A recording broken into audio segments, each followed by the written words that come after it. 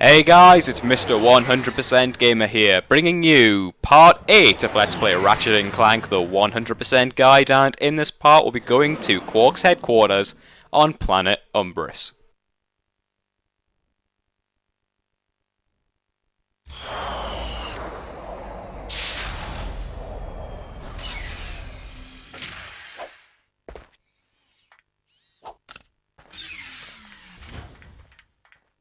Welcome to my challenge course. Now is your chance to prove yourself strong and brave, like me. Conquer it, and you'll join in my fight against evil. Haven't we done enough already? What? I can't hear you. I said, haven't we done? Sorry, still having trouble. Tell me later. Later? We might be dead by then. What? All right, Clank, let's get going. Here we go, it is the end of the first story arc of Ratchet Clank 1. I know, my favourite subject, and I get to bring it up again. Story arcs. Really, I'd liken the Ratchet Clank games in terms of story to, I don't know, old like Shakespeare plays, you know how it has like Act 1, Act 2, Act 3. That is kind of how this works out, because every Shakespeare one I've read, I don't think anybody has actually read one of choice, or at least, oops, that was a bomb glove. I don't think anybody who's one of my subscribers has read Shakespeare of choice, but you probably will have for some sort of education purpose. And I think I might get a comment with people like, actually I do, I am actually an elitist and I love reading all that shit. But anyways, I'd say it works out pretty much like the acts do in Shakespeare plays and all just plays in general. I don't know why I'm talking about Shakespeare. This is Ratchet Clank walkthrough, and I've just disposed of 2 new enemies there. The first 2 you saw me kill, those are called hyper cannonballers. Don't get close to them, shoot them from distance with a blaster, because when the explosions are going off, you may not notice that the attacks are near you, but they are near you. And these guys are called homing mines, and they will home in on you when you get close, so just slowly approach, and all of a sudden it will activate, shoot it out with a blaster. You want to do that from distance. You'll probably be able to see an attack coming in just as I walked over, so you can see it just there. That is actually the 3rd enemy on this planet. You want to be careful with that one as well, because that one will hurt you. It's actually invincible as well. Once again, the blaster is by far the best weapon to use against these guys. Just try not to get hurt here. It has got a good scatter of an attack here, so hit it from distance, it will just retreat into its shell. It will come straight back up though. It gives you like a couple of seconds, 2-3 seconds or so to get past it. So just ignore it. You don't want to be wasting too much ammo on it. One shot with the blaster will take it down. All the enemies on this planet are really weak. It's just that they're in such awkward positions, or they're on such mass. Not like mass as in, you know, big, fat, but I mean more like mass as in like a mass audience. I'm trying to explain everything really far too much here, because I think I'm really underestimating your guys' intelligence here. You know, I wasn't meaning that they're fat or anything. I just meant that there's a lot of them. So yeah, I'm kind of sorry about that, guys. I'm kind of seeing you're a bit thick. I'm not though. But talking about being a bit thick, you can just jump straight up here and not notice these guys are here, and you will get hit. So be careful about that. And that was really close, and I was a bit closer than I wanted to be. Oh god, thanks for the boomerang aspect of that. Speaking of boomerangs, I don't think I've mentioned this yet, but there is a game that I actually, not yesterday, but the day before, I actually went through and looked at all the games I own and thought, which ones do I actually want to do Let's Plays of? And I ended up with a list of 13, and there is a game which focuses heavily on boomerangs, which was one of those games.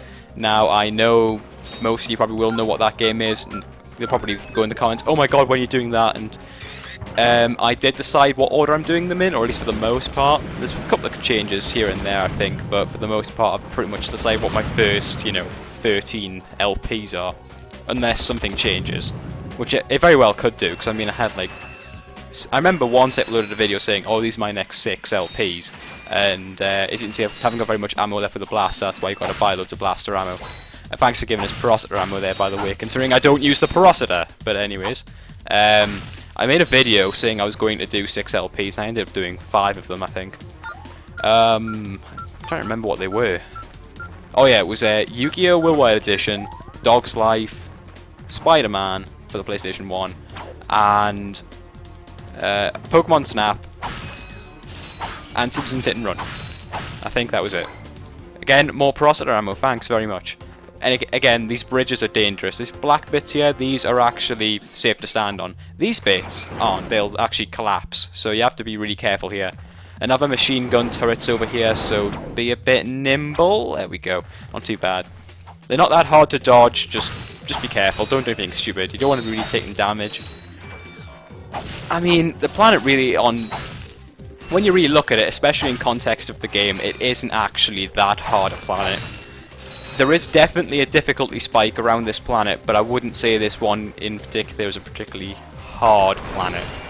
When I was younger, I did used to think this thing was pretty much just lethal. I'd hate this planet and be like, oh god, it's Umbris again. This one's really difficult. It just comes across as difficult. I wouldn't really say it is too difficult.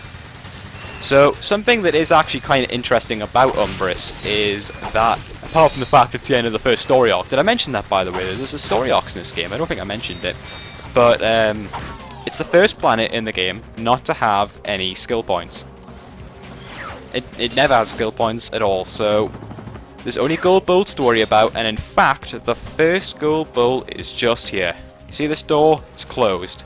Jump round to this little island on the side, hit the green floor panel, and you know, yep, it's another one of these floor switch puzzles, which are very popular on planet Umbris. Hit all three before the timer runs out, which is indicated by that noise, which generally the tempo just increases as time goes on. Don't know why I said generally, because it's always, that's the whole point of the puzzle, John, but there you go. And just head straight back round and back onto land, and in we go for gold bolt 1 of 2. And both gold bolts are actually pretty close to each other. The other one is, I'd say, probably about, if all the doors were unlocked, it'd be like a 30-second walk, but obviously we've got to do a bit of work to get to it. It's behind a door that's locked, so you'll have to wait just a bit. Again, pick up the value. Why is it giving me processor ammo? I want blaster ammo. There we go. Jesus, took long enough. Pick up the bolts. Again, they are very important. Right now, the way I'm doing it, it's finally some blaster ammo. I must have got all my processor ammo maxed out. But the way the guide's been done this time, in terms of I'm not getting every weapon when they're first available. I'm getting them when I need them. Has kind of changed the way I'm doing this now, so that I would have bought the Glove of Doom by now, I would have bought the Mind Glove by now, but now because of the way I'm doing it, I'm not. And I can't really hear the game very well the way I'm playing it, so I really didn't think I was going to get that.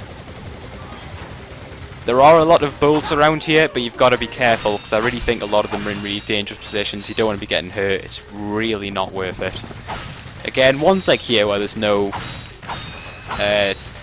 machine gun turrets really aiming at these areas, these are okay areas to go and get it. But if you've really got to put yourself in danger, just don't even bother. It's not worth it at all. Plus, there's areas where you'll see like there's homing mines here, and you won't really notice them. But when you get anywhere near the bolts, they're going to attack you. So just be careful about that.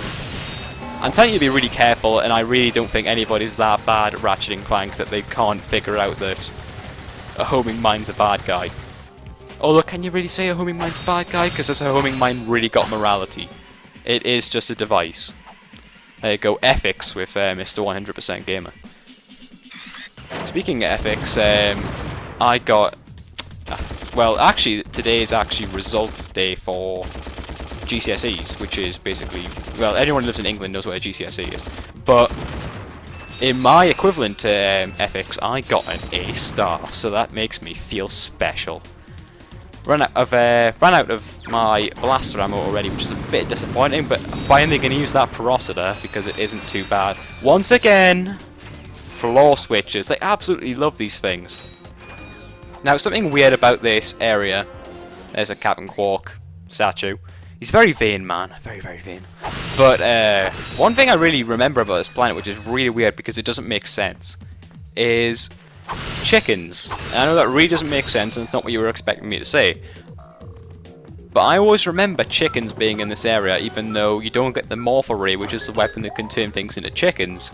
until a lot later in the game. I'm thinking like chapter 20 or something like that. Chapter 21, chapter 22, something like that. I have a list telling me what chapter is what, but I haven't actually got that up on me at the moment, so I really don't know at the moment. I have a general ballpark figure based on the last guide I did, because I know last time round it was chapter 17. So the fact that all of the backtracking is in its own part now, that's probably about 4 or 5 parts of backtracking, so it's probably around 20, 21, 22, so that sort of thing. These little areas here, I guess you could call them little alcove type things. Someone's going to bring up a dictionary, well done, John, a dictionary definition here, and they're going to say, you can't call this an alcove because da da da da da da. But I don't think they'll literally say da da da da da, but there you go. Oh, here we go, insta faucets and insta drains. But you may as well get the bolts anyway while you're in those little alcovey type areas. Even though it's not an alcove, and I know for a fact it's not an alcove, I've just kind of realised what I said, but whatever. Remember these guys? These are the sewer sharks. We saw these on Rilgar, but we couldn't get hurt by them because why would you jump in the water? There's absolutely nothing in the water on Rilgar. So just drain the water from here, head through, just get rid of these guys. You've got the weapons to get rid of them. There is actually a glitch, which happens a lot on my game. I don't know if it happens much on others. I said I've got really good luck with glitches, but this is a planet where that's not necessarily the case. I'll talk about that in just a second, because we're going to get the second gold bolt. I don't know if you can see it. Yes, you can. There you go. Jump down to pick up gold bolt 2 of 2. So we are really chugging along quite nicely with these gold bolts. Skill points, not so much. Last time I checked, I think it was 6. But, so we've more than doubled that now in terms of gold bolts. But skill points really all come along at the same time, because skill points are basically, they're called skill points, and there are some which require skill. Although some of them can be cheated, and I'll show you some of that in, there's one in particular, which is a skill point called Magician, which is on Kalebo 3, which is one of the very last planets in the game. That's not really a spoiler, because you don't even know anything about... If anyone hasn't played this game, they're going to think, what the hell is a Kalebo 3? But, there is actually a way to cheat that skill point, which really takes away from the skill aspect of it. But again, things like Tricky and Speedy do require skill to some degree. Speedy more than Tricky. Tricky's just learning a button combo and being able to pull it off, which really pulling off a button combo, unless it's something like NES or SNES type of deal, you know, like Mortal Kombat style button combo.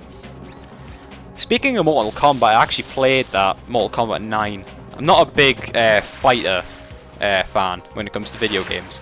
I mean, which is weird. I really would have thought I was, because not that I'm really into like violent video games. I mean, I'm playing Ratchet and Clank, so I'm clearly not that infused with violent video games. But then again, I do like GTA and stuff like that. But when I was growing up, the first console that I ever had was a Super Nintendo, which I got lent to me by, I think it... Well, I don't think there was a cousin. I think it was a friend of my dad's, but I can't remember. Anyways, he lent me a Super Nintendo, and the games that took my shine were Super Mario World, Legend of Zelda: Link to the Past, and there were 2 more games which will be very, very familiar with people now. Or at least one of them will be very familiar with people now. And that was a game, the first game that you're going to know what it is. I didn't get the glitch. I'll mention that right now very quickly. The glitch is where sometimes those sewer sharks won't actually... They'll be invincible. You can't actually hit them. It'll be like they're not there. If you take out a weapon, the auto-aim won't go on them. You hit them, and it won't kill them. Wrench attack, blaster, bomb, nothing. Doesn't work. Fortunately that didn't happen, so I didn't have to kill myself and start again. You'd have to go back to the beginning of this water puzzle as far as I remember. But anyways, the first game, the one that you probably will have heard of, or I'd be very surprised if you hadn't, was a game called Street Fighter 2 The World Warrior for the Super Nintendo. Street Fighter 2, I loved Street Fighter 2. I'm trying to remember what that guy's name was, but there was a guy, someone's going to post it in the comments, I might have put an annotation up if I remember, but there is a guy called, I can't remember what his name is, it's the green guy with bright orange hair, and he has electric attacks. Sounds like a Pokemon, but nearly, wrong gadget, John, wrong gadget. You got to drain the water first. I think it'll begin with a B, but I can't remember. It might be a B or a G. That's all I remember about him, but he was my favourite. But then again, there's people like Ryu, Ken, Chun-Li, stuff like that. But I remember them. But I can't remember the name of him, but he's my favourite. And I hate Guile. There you go. Most people love Guile, it seems, but I hate Guile. I'll have to recharge on blaster ammo. Yeah, blaster ammo. I'm just good like, blaster ammo. Well done, John. You messed that up. It actually is blaster ammo. And the other game, the other fighter game, because I've got this tendency where I'll talk about something and then just drift off into something else and forget to actually mention it. So I'm going to finish this one off. God damn it, I'm going to finish it. The other game, the other fighter game was not Mortal Kombat. Killer Instinct for the Super Nintendo, which was later re-released as Killer Instinct Gold for the N64. I loved that game. That game actually ended up breaking on me, so I couldn't actually play it anymore. But I loved that game to death. So the fact that... And then obviously the first console I actually owned myself, because I had to give that other one back, was Game Boy. The Game Boy, the original one. And then the Game Boy Color. So... my real series growing up was Pokemon.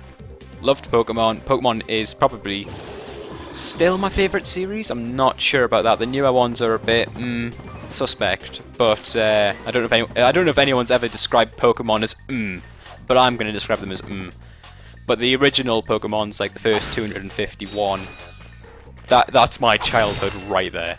So. And I don't think I've actually mentioned that before, but my favourite video game ever is Pokemon Silver for the Game Boy Color. Not Gold, Silver. Love that game. Love it to death. Love it, love it, love it. I think that must be my most played game ever, and the only reason I don't play it anymore is because it broke on me. The battery died out on me, and someone will probably mention how that's happened to them, because every time I mention that, people always mention about how that happened to them. If you ever come back to this point, there's a teleport which will appear there, which will take you back to the start of the level. Going to go talk to Captain Qwark to finish the level, and I'll stop talking about Pokemon now. So let's go see Qwark. Well, well, you two continue to surprise me. Step into the ring of heroes, and I will finally give you what you deserve. Ratchet, this is no time for you to become cautious. We have reached our goal. I don't know. There's something fishy going on here. Listen to your little metal friend, Ratchet. Your destiny is mere steps away.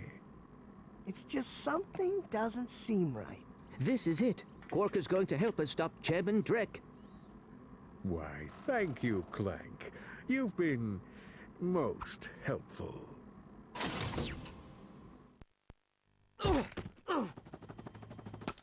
Get off of me, you idiot!